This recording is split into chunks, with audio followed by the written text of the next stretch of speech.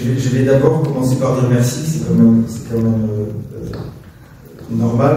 Je tiens à saluer évidemment, cher monsieur le maire de Tarbes, cher Gérard, cher Michel, président du département, cher Philippe, conseiller régional de la région Occitanie, cher Thierry, maire de l'Aude, cher Jean-Christophe, mon maire de Barbazan, cher Christophe, mon ami si indispensable au festival, chère Evelyne, présidente, chère Marie-Christine pour l'APF, et cher président, il n'y a plus de président ce soir, Frédéric, et chers tous, chers amis, d'abord, voilà, évidemment, on l'a déjà dit, mais je veux dire que c'est une aventure collective.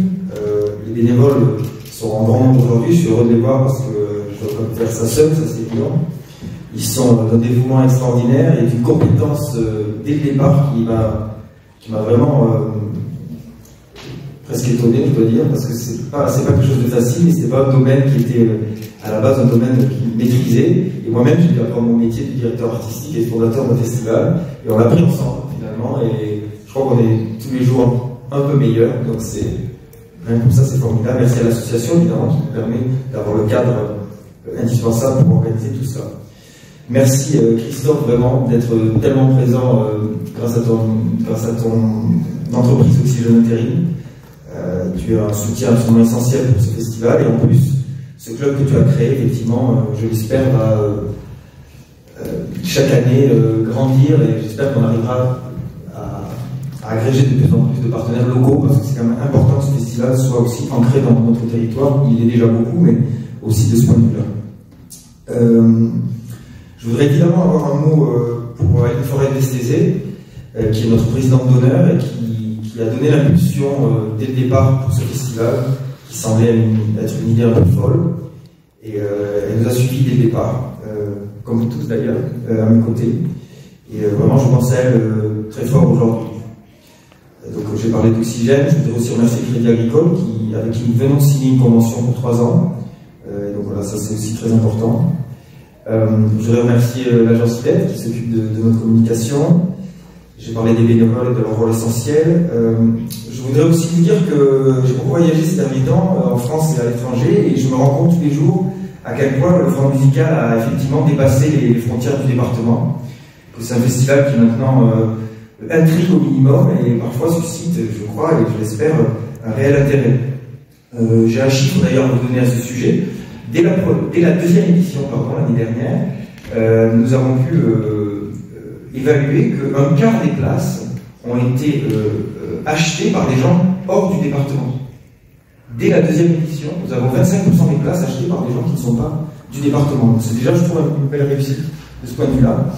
Par rapport au chiffre de 13% de personnes en situation de handicap qu'a donné Frédéric, et qui est tout à fait juste, je tiendrai juste à le nuancer.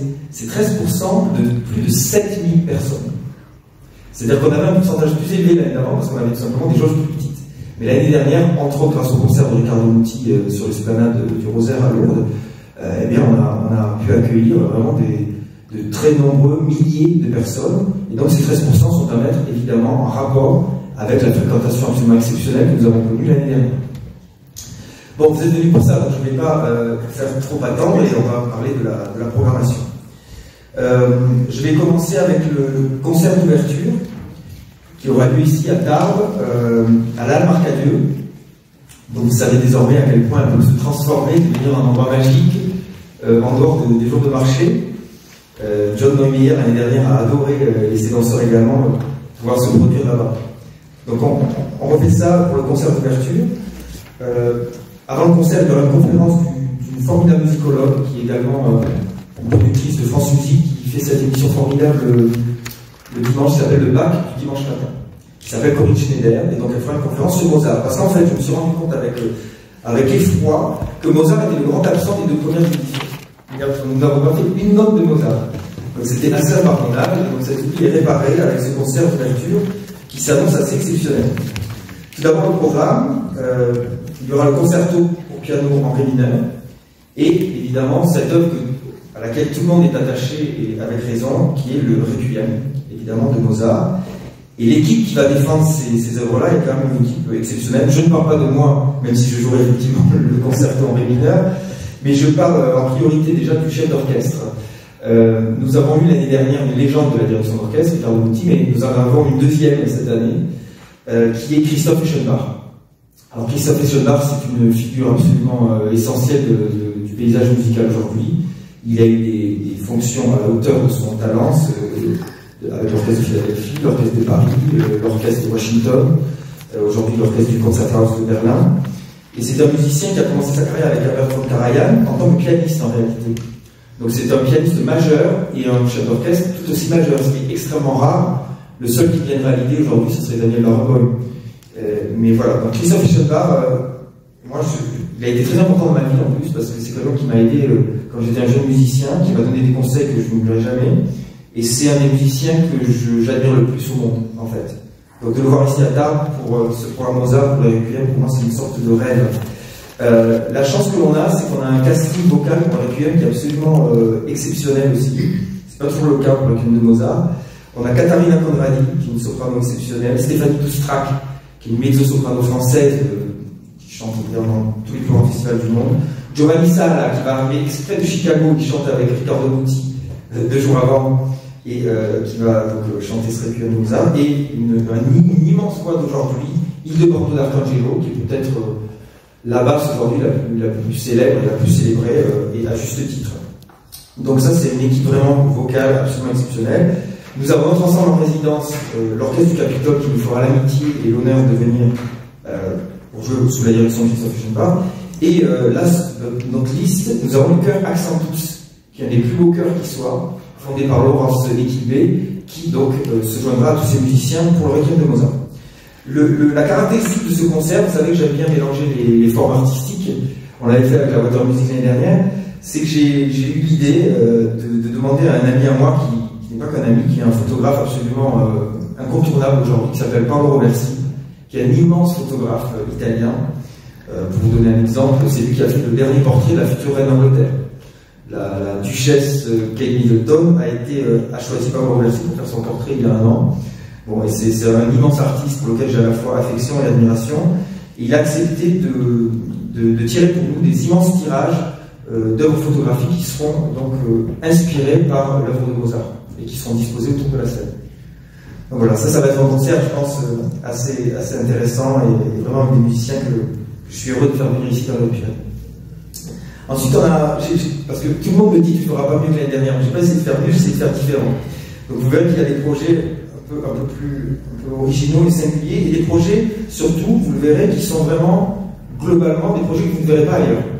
L'intérêt de l'offre musicale, c'est d'essayer des choses, d'innover, et vraiment, c'est pour ça qu'il y a des gens qui viennent d'assez loin, parce qu'ils savent que ce qu'ils vont voir ici, ils ne le verront pas forcément ailleurs. Donc, à Lourdes, cher Thierry, à la salle Padre Pio, moi je suis un passionné de peinture, et j'ai eu l'idée d'inviter un des critiques d'art les plus influents aujourd'hui, qui s'appelle Hector Obalk. Hector Obalk, qui est bien connu, je pense, des amateurs d'art, parce qu'il passe beaucoup dans les médias, et il a une manière d'apprendre l'histoire de la peinture qui est à la fois extrêmement savante, mais en même temps un peu iconoclaste, parfois provocatrice, et toujours passionnante. Et l'idée que j'ai eue, c'est qu'il fasse ce spectacle qui joue à guichet fermé dans toute la France, qui s'appelle l'histoire de la peinture en moins de 2 heures. C'est une sorte de spectacle interactif où il montre des tableaux qu'il a lui-même photographiés, d'ailleurs il pourrait l'expliquer mieux que moi, et il nous montre des détails, il nous explique, c'est absolument fascinant. Mais il a accepté pour nous, pour le travail musical, de faire d'axer aussi la conférence sur ces peintres, évidemment certainement, qui ont vécu dans leur chair la douleur du handicap, de la difficulté. Je pense à Monet qui a peint les nymphéas alors qu'il était pratiquement aveugle, et ça a évidemment influencé cette manière-là qu'il a eu de les peindre.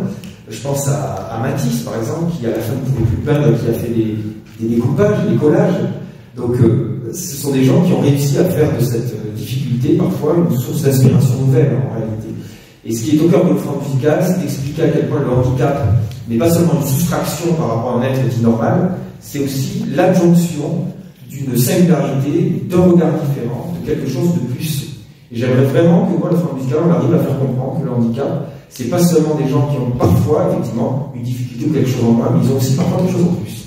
Voilà. Et donc, je pense que cette conférence va peut-être aussi nous aider, nous les musiciens qui sommes tellement attachés à la figure de Beethoven, qui est peut-être l'handicapé, si je peux dire, le plus célèbre, qui a composé tellement d'œuvres géniales alors qu'il était sourd, c'est quand même un handicap le pire pour un compositeur. Je peux vous assurer qu'il n'aurait pas composé les œuvres tellement novatrices qu'il a proposées sans avoir vu ce drame, en fait, hein, qui aurait pu l'emporter. Ben, il en a fait un défi, et il en a fait des œuvres qui nous a léguées et qu'on chérit encore aujourd'hui.